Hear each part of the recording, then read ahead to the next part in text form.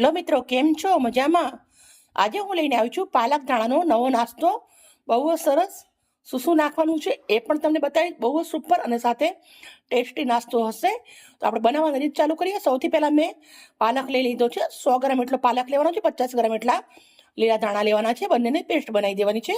આ નાસ્તાની અંદર કોઈ પણ જાતનો ગરમ મસાલાનો ઉપયોગ નથી કરવાનો. પાલક અને ધાણા મેં મિક્સરના જારના અંદર લીધા છે. થોડા મરચાં નાખું છું. 3 મરચાંના ટુકડા કરી લીધા છે. પછી 2 લીલા લસણની કળી નાખું છું. પેસ્ટ બનાવી દેશું. મસ્ત પીસી અને રેડી થઈ ગયું છે. આ નાસ્તા સાથે એક સ્પેશિયલ ચટણી બનાવવાની છે. તો આપણે એના માટે થોડા લીલા ધાણા લેવાના છે. થોડું જીરું, થોડું મીઠું, 3 નંગ લીલા મરચાં, ટોપરું અને ખાંડ, દહીં. ચટણી રેડી. એક મોટી વાટકી ઘઉંનો લોટ લીધો છે. મીઠું નાખું છું 1 ચમચી. અજમો લેવાનો છે 1/2 ચમચી એટલો. 2 ચમચી તેલ. ધાણાની પેસ્ટ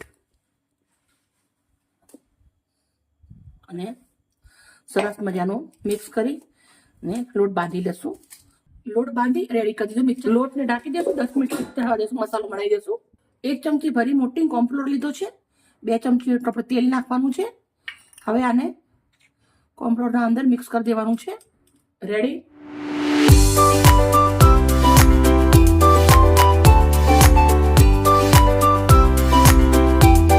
1 ચમચી તેલ ગરમ મૂક્યું છે. તેલ ગરમ થઈ ગયું છે. રાઈ જીરું નાખું છું થોડું. ગેસ ના થાય એના માટે થોડી હિંગ, 1 ચમચી સૂકા ધાણા, 1/2 ચમચી જીરું અને 1/2 ચમચી કાળા મરી મેં વાટી લીધા છે. દરદરા કચરા વાટવાના છે. નાખી દેશું. આદા ફ્રેશ એને મેં ફોલી લીધા છે. એ નાખી દેશું. 1 નંગ ડુંગળી ઝીણી સમારી છે અને 3 મરચાં છે. એને પણ આપણે નાખી દેવાના છે. ઝીણા સમારે. થોડું મીઠું નાખી દેવાનું છે. હવે આપણે મિક્સ કરી દેવાનું છે.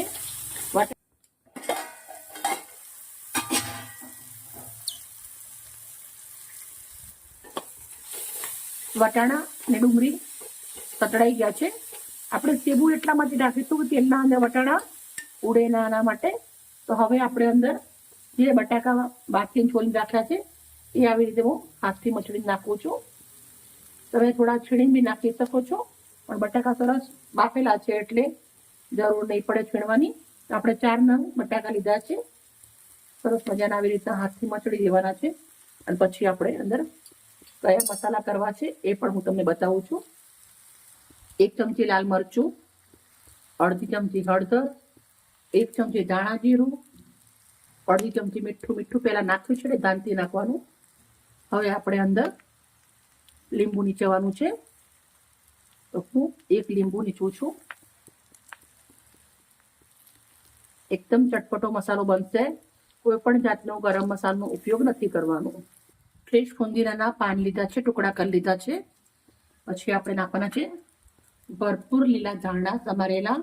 બાળકો આમ ધાણા નથી ખાતા હોતા, પણ તમે આવી રીતે આપી જશો ને એમને ખબર જ નહીં પડે અને ધાણા પણ પેટના અંદર જતા રહેશે. બાળકોને ધાણા સેહત માટે બહુ જ સરસ છે. અત્યારના બાળકો બધા ચશ્મા આવી જતા હોય છે, નંબર આવી જાય છે, પેટની તકલીફો થાય છે.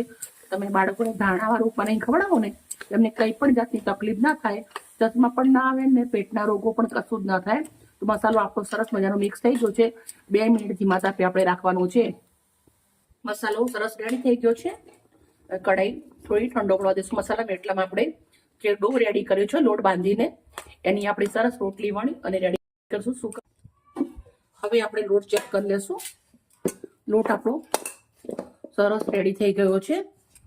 તો આપણે આવી રીતે આવડા ગુલ્લા કરવાના છે.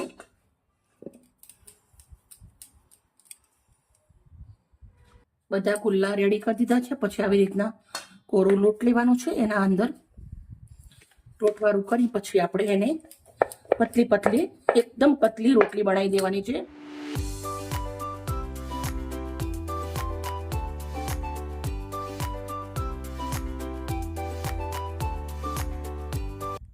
એક રોટલી ઉપર આપણે આવી રીતના જે ચાટો બનાવ્યો છે પેલા એ લગાવી દેશું.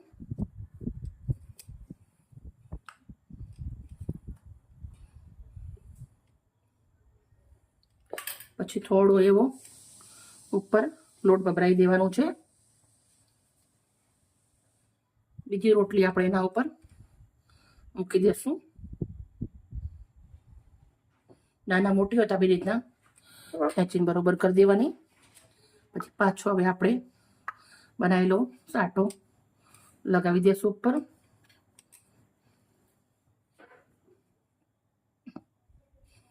પછી પાછો હવે કોરો લોટ વાળાવી દેશું.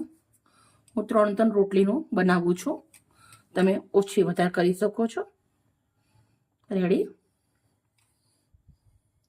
હવે રોટલીને સાટો લગાવી રોટલીને વચ્ચે આવી રીતે કટ લગાવી દેવાના છે. તો આના 2 ભાગ રેડી થઈ ગયા છે. હવે આપણે આ જે કિનાર બોર્ડર છે એના ઉપર આવી રીતે પાણી ચિપકાવી દઉં છું. પછી જે આપણો મસાલો બનાવેલો છે એ થોડો ઠંડો પડી ગયો છે. પછી આપણે આવી રીતે અંદર મસાલો ભરી દેવાનો છે. પછી આપણે આવી રીતના એને હું વાળું છું.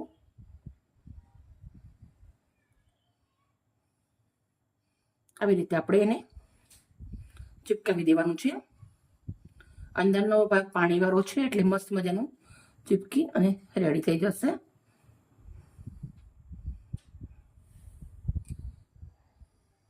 મેં આવી રીતના શેપ આપ્યો છે, તે મનપસંદ આપી શકો તો સેમ આપણે બીજી આવી રેડી કરી દઈશું. બધા જ બનાવી રેડી કરી દીધો છે.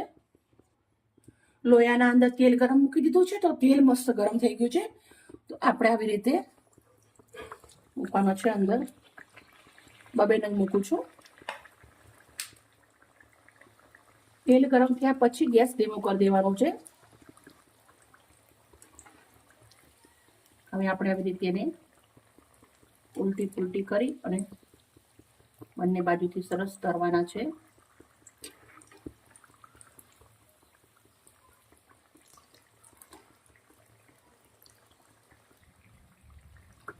બંને બાજુથી સરસ મજાના આપણા તરાઈ અને રેડી થઈ ગયા છે.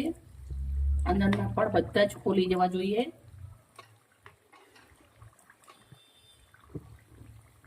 જોઈ શકો છો મસ્ત પડ બધા ખોલી ગયા છે. ઠંડુ પડે એટલે હું તમને બતાવું, કેમ કે હું અત્યારે તમને બતાવવા જઈશ તો ભરી જઈશ. સેમ તરી લેશું બધા જ. સરસ તરી અને રેડી કરી દીધા છે. મિત્રો મેં ઘઉંના લોટનો ઉપયોગ કર્યો છે, એટલે વડીલ લોકો બી ખાઈ શકે અને નાના બાળકો બી ખાઈ શકે. વડીલ લોકોને બી ભારે ના પડે, નાના બાળકને પણ ભારે ના પડે. સર્વ કરશું. પ્લેટ લીધી છે, પ્લેટના અંદર હું સજાવું છું.